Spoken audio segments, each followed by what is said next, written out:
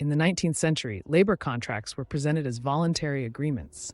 Yet, for workers, signing was often the only option. With no social safety nets, refusal meant starvation. Employers wielded power to draft terms, while workers had no leverage.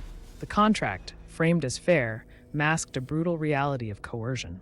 The quill pen symbolized not freedom, but survival under duress.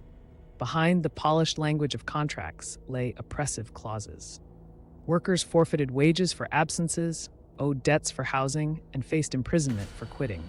Employers could terminate at will, but laborers were bound for years. The contract's ink became chains, locking workers into cycles of poverty. Legal jargon obscured the truth. These were indentures, not choices. Factories were the engines of this system. Workers toiled 16-hour days, their contracts enforcing relentless productivity. Children labored beside adults, their small hands signing the same binding terms. The air was thick with soot and resignation. Wages barely covered rent, trapping families in debt. The contract's promise of fair pay was a mirage in the industrial desert. Resistance flickered in secret meetings and unsigned petitions. Workers smuggled notes about unpaid wages or sabotaged machines.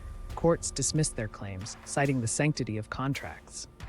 Yet, the exploited began to question how voluntary was labor when the alternative was death.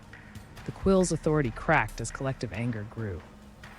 Today's gig economy echoes these 19th century contracts. Zero-hour shifts, algorithmic bosses, and independent status recreate old coercions.